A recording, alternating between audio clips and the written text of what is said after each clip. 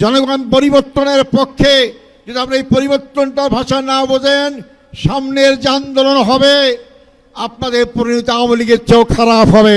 জনগণকে মাঠে আন্দোলন করতে বাধ্য করবেন না।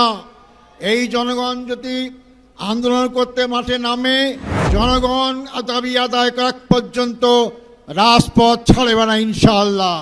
আপনাদের দেশে আরও বেশি আসন পেয়েছিল আওয়ামী লীগ, ভুয়া নির্বাচন করে, রাতে নির্বাচন করে সেই সংখ্যাগরিষ্ঠতা আওয়ামী লীগকে রক্ষা করতে পারে নাই। আমরা সবচেয়ে কষ্ট পেয়েছি যে আজকে সরকারের মেয়াদ 2 বছর পূর্তি নেওয়ার আগেই জনগণকে দাবি আদায়ের জন্য রাজপথে নামতে হয়েছে। আমরা সরকারকে বলতে চাই, রাজপথের আন্দোলন কিন্তু আপনাদের জন্য ভালো বার্তা দেবে না। যে গণভোট আমরা সবাই অংশগ্রহণ করেছি, প্রায় 70% লোক গণভোটের পক্ষে রায় দিয়েছে। সেই গণভোট আপনারা ক্ষমতায় গেলে বাস্তবায়ন করবেন, সুবিধাও জনগণকে দিয়েছিলেন। আজকে ক্ষমতা আসার পর আওয়ামী ফ্যাসিস্টের মতো আপনারা ফ্যাসিস্ট হওয়ার জন্য চেষ্টা করছেন। আওয়ামী ফ্যাসিস্টকে বাংলাদেশের জনগণ 16 বছর আন্দোলন করে তাড়িয়ে দিয়েছে। আপনারা আজকে জাতীয়তাবাদী ফ্যাসিস্ট সরকার, আপনারা যদি মনে করেন জনগণকে আন্দোলন দমাবেন আপনাদের পেটুয়া বাহিনী দিয়ে, তাহলে আপনারা বোকার স্বর্গে বাস করছেন। সংগ্রামী ভাই বন্ধুগণ, আপনারা এখন গণভোটের ব্যাপারে সংবিধানের দোহাই দেন। আজকে কোন সংবিধানের বলে আপনারা ক্ষমতায় আছেন? কোন সংবিধানের বলে আপনারা এমপি হয়েছেন, মন্ত্রী হয়েছেন? কোন সংবিধান বলে আপনারা প্রধানমন্ত্রী হয়েছেন? একটা আইন মানবেন আর আরেকটা আইন মানবেন না।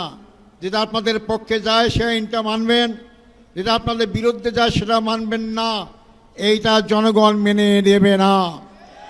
আপনারা আন্দোলন দেখেছেন, আপনারাও আন্দোলন ছিলেন, আমরাও ছিলাম। জনগণকে বাধ্য করবেন না। আপনারা যখন একসময় ক্ষমতায় ছিলেন, জনগণের দাবি ছিল কেয়ারটেকার সরকার। আপনারা নানান কথা বলেছিলেন, আমি সেই দিকে যাইতে চাই না।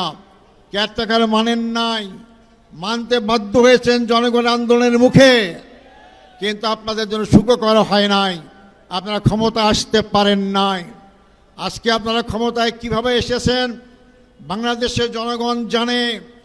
আপনারা কি পরিমাণ আসনে আপনারা ভোটের রেজাল্টে কারচুপি করেছেন জনগণ ভালো করেই জানে।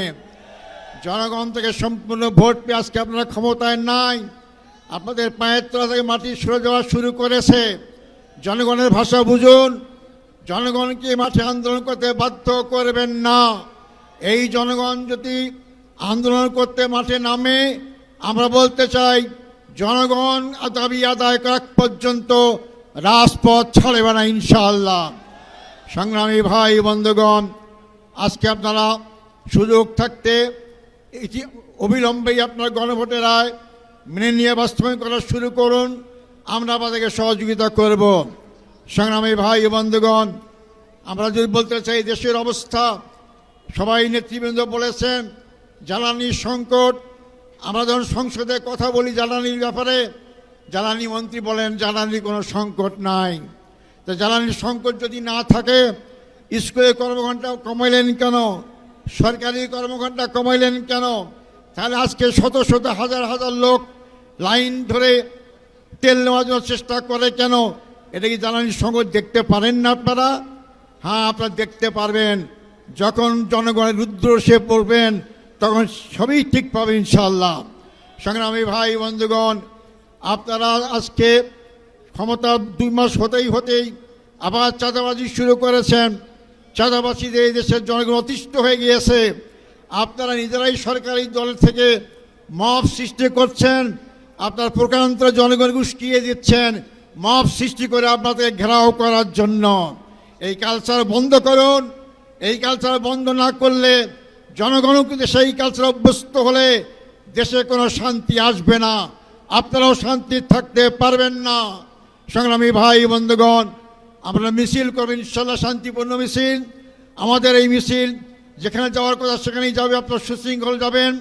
আমরা বলতে চাই এই মিছিল, এই গণমিছিল যে আজকে শেষ হয়, যদি ভালো ভালোই সরকার মেনে নেন, সংসদ চলবে আগামীকাল থেকে, সেখানে ঘোষণা দেন যে আমরা গণরায় বাস্তবায়ন করার জন্য সংবিধান সংস্কার করব, তার জন্য পদক্ষেপ গ্রহণ করবেন।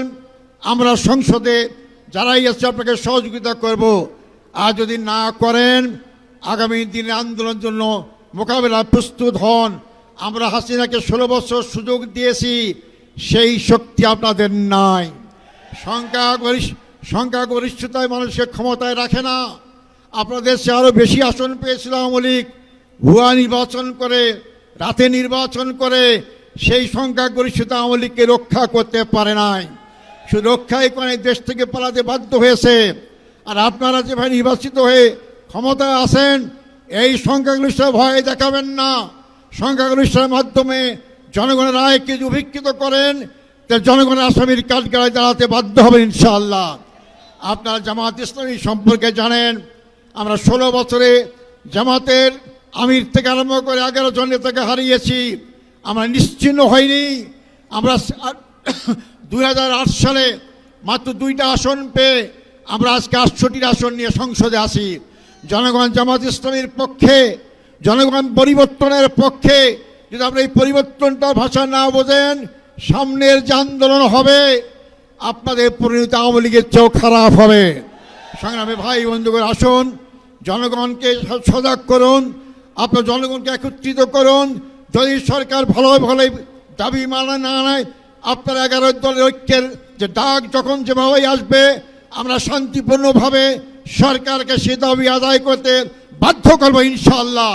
এই দাবি আদায় না হওয়া পর্যন্ত সংসদেই আমরা ভূমিকা পালন করব, রাজপথকে আমরা প্রকম্পিত করবো ইনশাআল্লাহ। সেই আবেদন রেখে, সেই দাবি জানিয়ে আমাদের বক্তব্য এখানে শেষ করছি। মিছিল হবে, মিছিলে যাবেন। আসসালামু আলাইকুম রহমতুল্লাহ।